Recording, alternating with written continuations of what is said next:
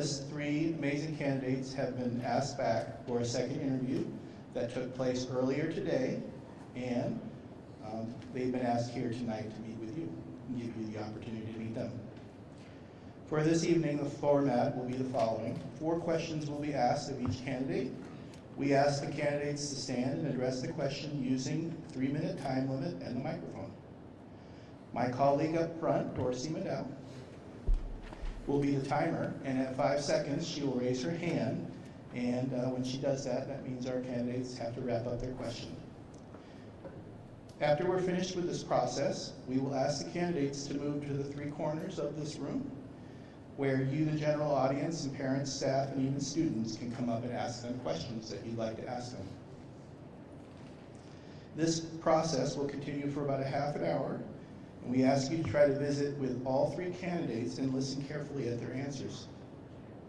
When you came into the library this evening, you were given a sheet of paper and a pen, and on one side you have the candidates' bios, and on the other side a rubric to score the applicants.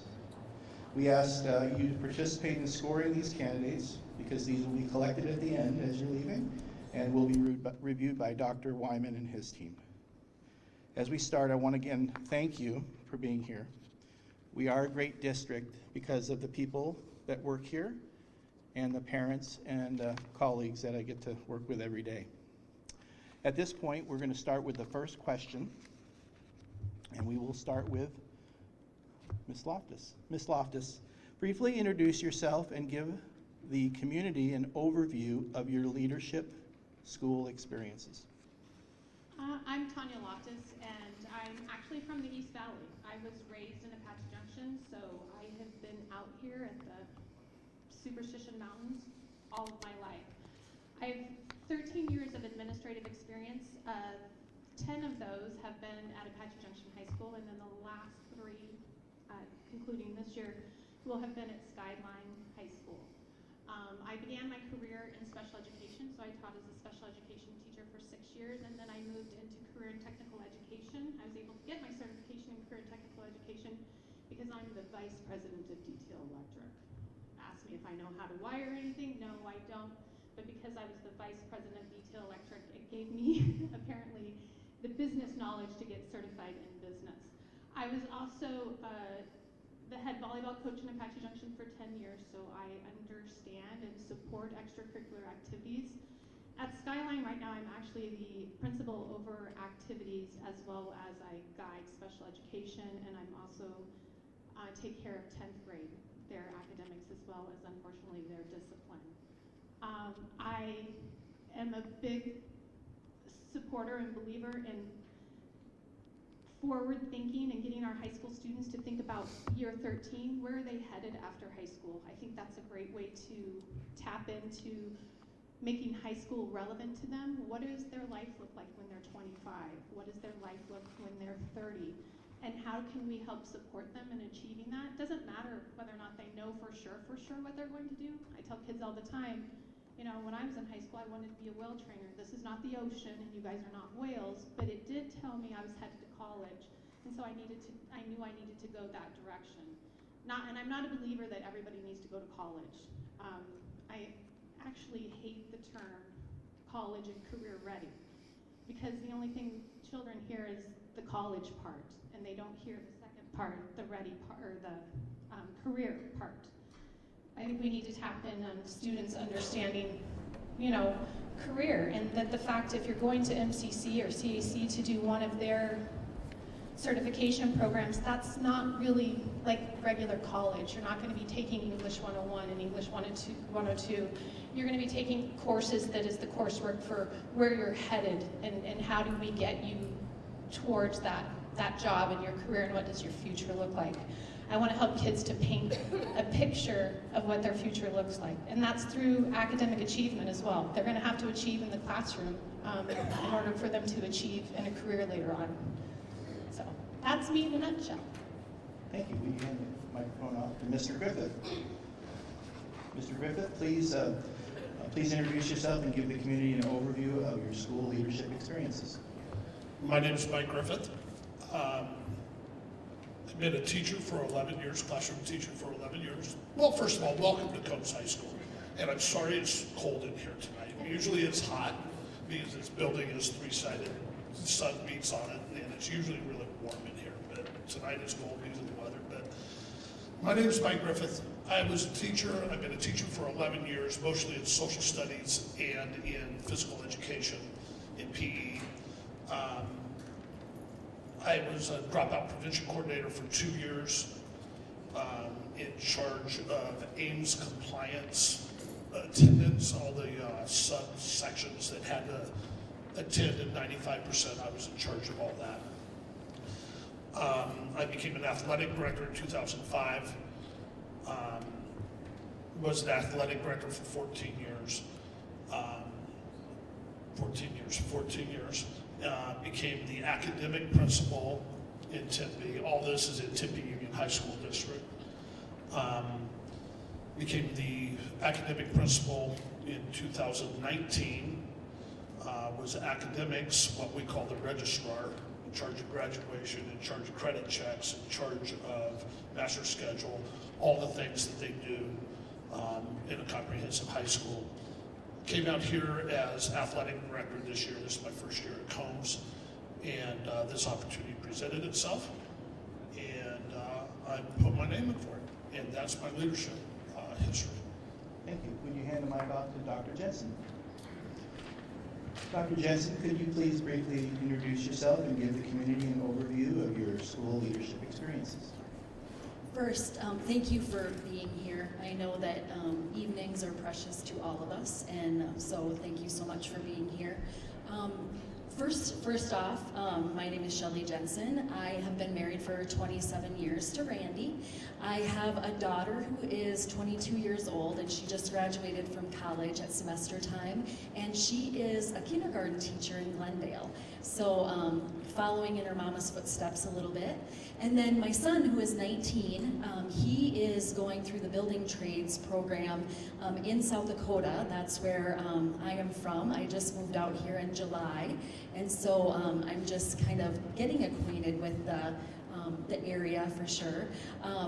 And my educational background, I too started in special education, and so I spent 13 years as a speech therapist and an early childhood special ed teacher, and I decided to become an administrator out of the blue, and my husband said, okay, what do we need to do? So I started a master's program while I was a speech therapist, and from there I continued on to get my ed specialist and PhD in administration. So I love education, I love going to school, I'm a lifelong learner, and I very much enjoy being in taking classes. My husband put kind of a kibosh on that when all of my student loans are coming due. So I have had to stop a little bit on that, but I'm very happy to be here.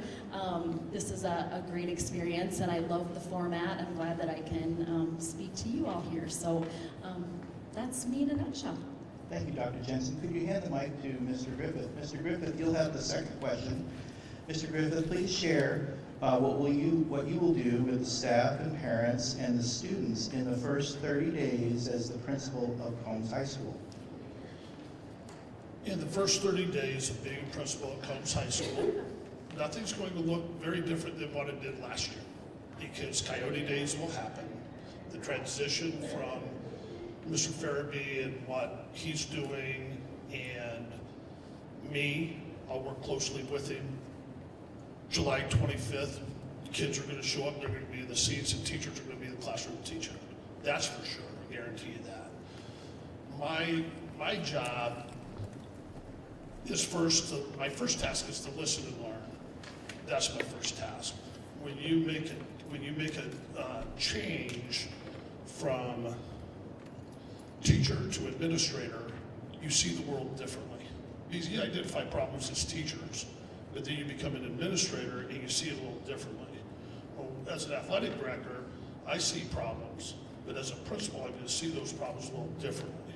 And I'm going to have to listen, I'm going to have to learn. That's the first task. The second task is to communicate with parents, be accessible. You can ask the folks in the room that have met with me multiple times as the athletic director, I'm accessible.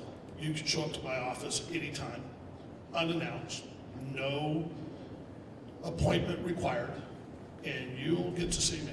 You may not get to see me that minute, but you'll get to see me within 5 minutes or 10 minutes because I'll make time in my schedule to do that, unless I'm gone or unless there's something else of major importance.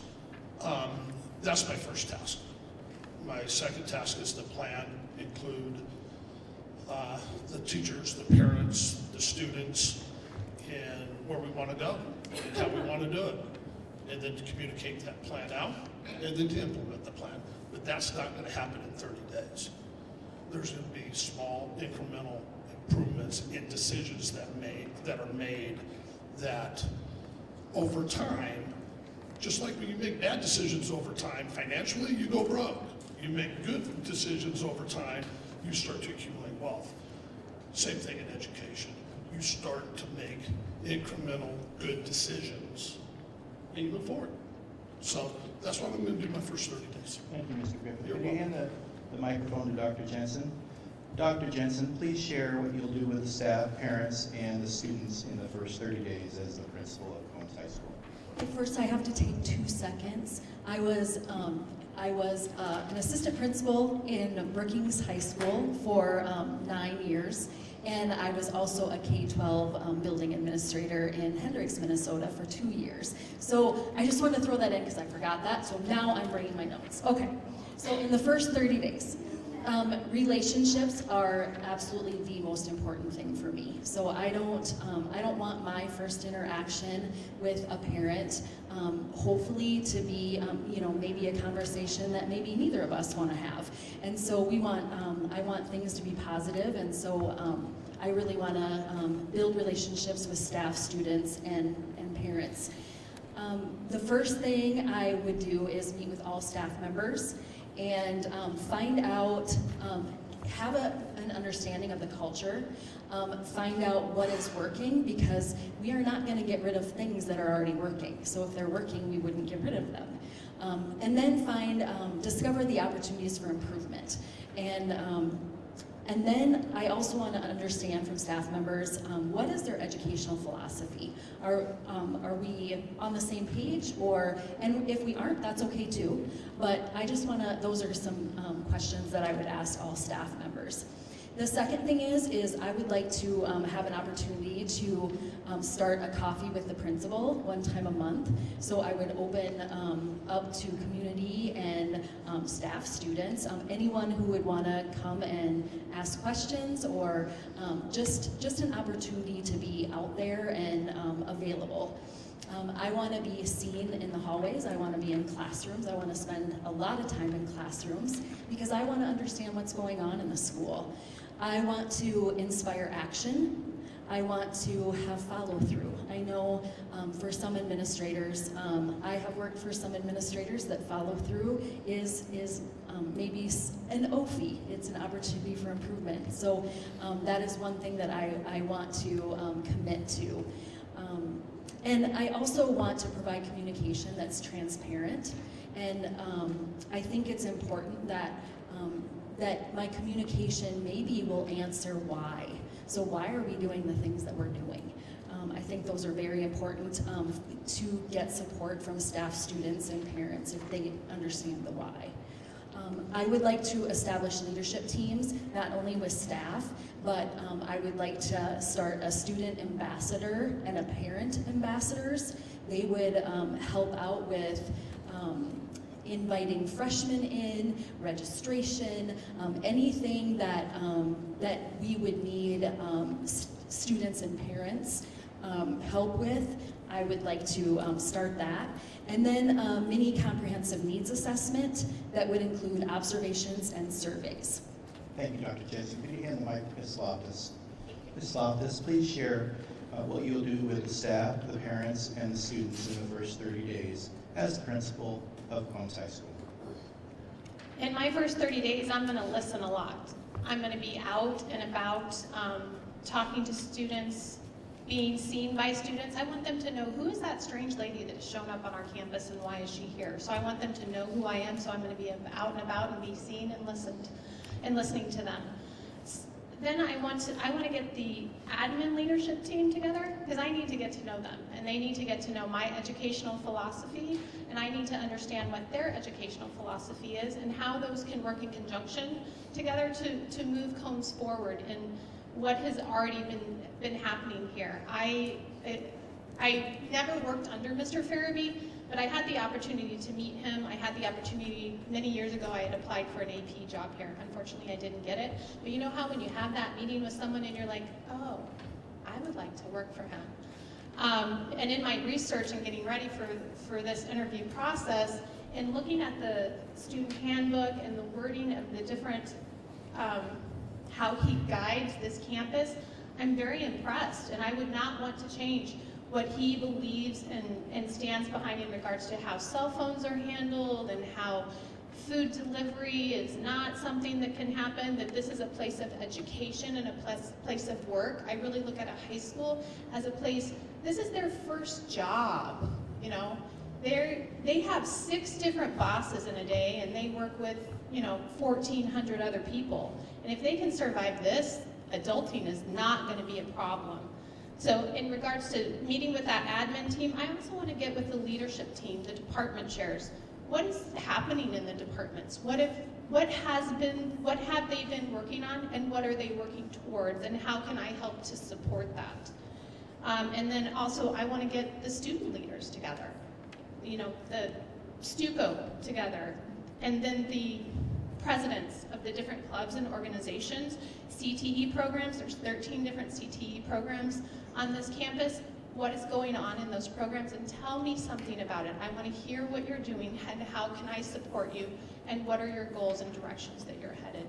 And then with that, it's important I'm going to get with the parents. I want to talk to the parents who, I want to have a SIAC, if it's not already here, School Improvement Action Committee, and listen to what has been going on and what their initiatives and supports have been, and how can I help to support that as well.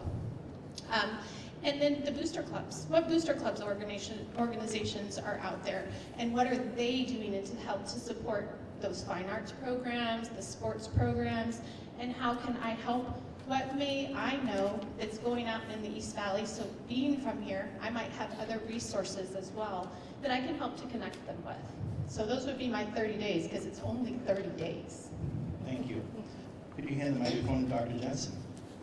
Dr. Jensen, please describe the role you feel parents play at Combs High School. Parents are a valuable team member. You understand the history and background of your child. There isn't anyone who knows your student better than you. And so for me, that's a valuable relationship that I would hope to build right away. With COVID, you're also an educator. A lot of you had to become teachers a couple years ago, and so you have ideas about how your student learns, and I hope that we can have conversations about that. I would like to work with parents on developing parents and other members of the community, but to develop a graduate profile. And so what do we want our graduates to know? What do we want them to be like? How will this impact their futures? And then I had already talked about the parent ambassadors, and so working on school spirit and culture of the school. What do you want the culture to be like? You can choose anywhere. Why are you choosing here? And how can we keep you here? That is what we need to work on and do. And how do we get our students to stay? We want our enrollment to go up. And so that's what our parent ambassadors would work on. Communicate with whoever you're involved with so that we can get our enrollment on the upswing. And then just how do we involve the community? And getting those businesses involved so that we can get our students in internships and you know, who do you know that you can help me with? Because I'm not from here, and so I would need parents' involvement and help a lot. Thank you. Could you hand the microphone off to Ms. Loftus? Ms. Loftus, please describe the role you feel parents play at Combs High School. I think parents play the role in any high school setting as it's a partnership, it's a collaboration. Raising young adults is a difficult challenge, and it takes more than just the parents, and it takes more than just the school entity. We have to work together. With that, I'm going to need to listen to you. I need to learn the culture of this campus. I need to understand what is positive about the culture here and what needs to shift or change. And I want to share with you also and get your input on my ideas. Like I said, I'm a big proponent of post-high school planning, and I have ideas in regards to having graduation +1. I think students should walk out of Combs High School with more than just a high school diploma. They need a +1, and there are so many programs here at Combs High School, and I also think that's a great way to market to draw other students into Combs High School. That +1 can be the certifications that they can earn through the CTE programs or the certifications that they can earn through the EVIT program. That +1 may be college credit that they earn because they take an AP course and score high enough to get college credit. Or it might be dual enrollment that they get through CAC and doing dual enrollment. So that they walk out of high school confident about their next steps, and they have something that they're writing on a resume, because you can put on a resume the fact that you've received a certification. And I want students to not look at things that they did in high school as, it was just high school. No, they do lots of things in high school that are things that are valuable and that employers would want to know about. They want to know that they were part of an athletic team, because it takes time and dedication to be a part of an athletic team. And they need to know to put that on their resume and talk about it when they're in an interview.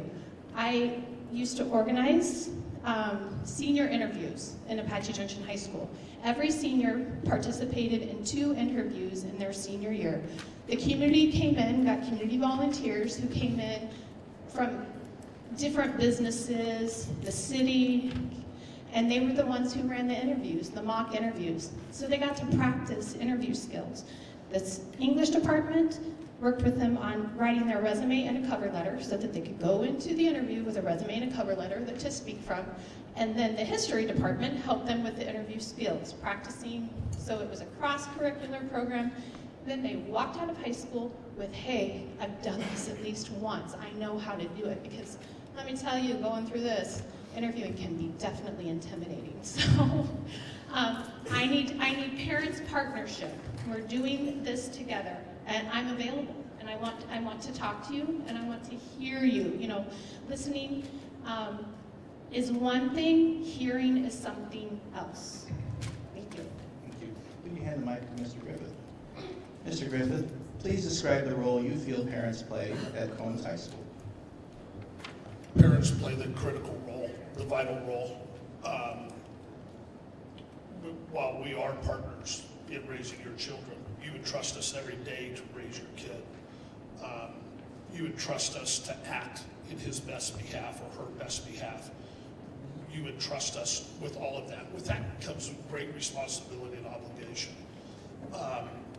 You have the right to question us. You have the right to ask questions. You have the right to meet me. You have the right to meet with teachers. You have the right to know what's going on at your kid's school. You have that right. And as a parent, you are the deciding factor in your child's success or failure. We're here to assist. We are not the end-all, be-all, all problem-solving entity for kids. We're an education facility. We educate kids. We provide opportunities for kids. We do all of those things. But in the end, they love you and you love them. And out of that love, that's where you're checking on his grades. You're checking on her grades. She's reporting to you what's going on in class. And through that love, that child gets raised and that child becomes a productive citizen. And That's the role that parents play. You play the pivotal, vital, most important role in your child's life. Thank you. Could you hand the microphone to Ms. Loftus?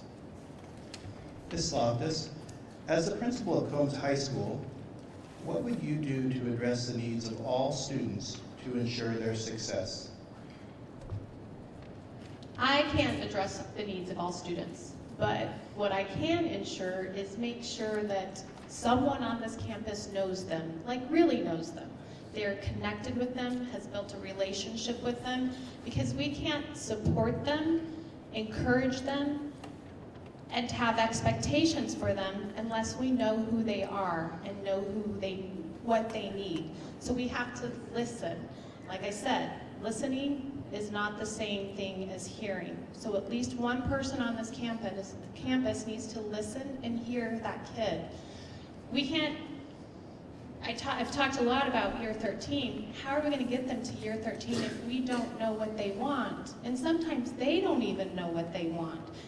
There has to be someone on the campus who they trust and know that are going to support them and finding what they might want to do after high school. We got to know them. Thank you. Could you hand the microphone to Mr. Griffith? Mr. Griffith, as the principal of Combs High School, what would you do to address the needs of all students to ensure their success? Well, you develop systems and processes to assess the child, meet the child where the child is at, fill in the knowledge gaps that the child either has or doesn't have, and move him to where he needs to be. Multi-level systems of, multi-tiered systems of student support. It's tier 1, tier 2, and tier 3 intervention. But I will tell you, and I'll be honest with the teachers in the room, the best tier 1 intervention is appropriate, valuable, thought out teaching the first time you have to teach it, not the second time, or have to reteach it. So that's what I would do. Thank you. Would you hand the microphone to Dr. Jensen? Dr. Jensen, as the principal of Combs High School, what would you do to address the needs of all students to ensure their success? Consider this for a second. What if students came to school every day, was met at their learning level, was challenged, was successful, and that they wanted to come back tomorrow? That is an ideal learning experience for a student. So how to address the needs for all students? First thing, someone has to have a relationship with them. What I would like to do and what I have created in other schools that I've been at is created advisories. And so one person might have several students in their advisory. It builds community, it builds relationships, and through challenges, and it creates school spirit. So through that, we have a lot of students and not so many counselors. And so it's a lot to expect our few counselors to know every student the way that would be helpful for their success after high school. And so if we can spread that out a little bit, advisories are a way to do that. The other thing is personalization. And so we need to create the best learning experience in every classroom for students. So through professional learning communities, we will address what we want students to know. We will address what happens if they don't know, and what happens if they already know it. And so through those professional learning communities, teachers here will likely already know that maybe a student is having difficulty in an area. And we will work together to try and figure out how we can help that student and hopefully fill in the gaps of learning. But the last thing I just wanted to say too is just make sure that children in school have choice. I think students want to come to school when they have a choice in what they're learning and how they're learning. And so providing that for students at their level in a personalized way is the way we address their personal needs. Thank you, Dr. Jensen. I'll take the microphone from you. Okay.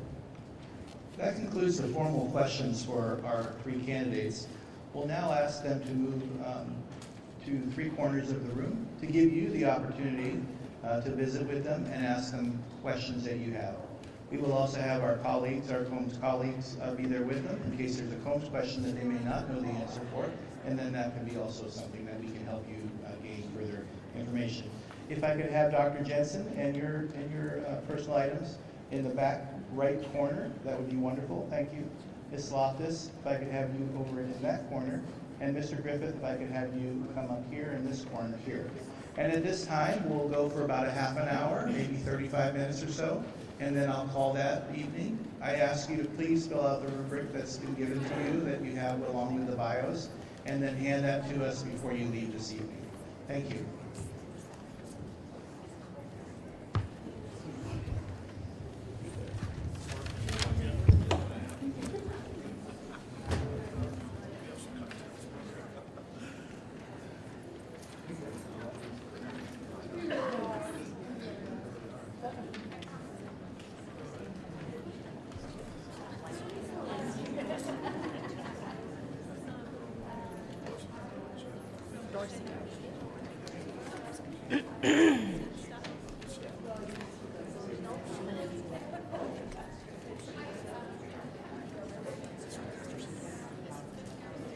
Thanks for being here. Hi, how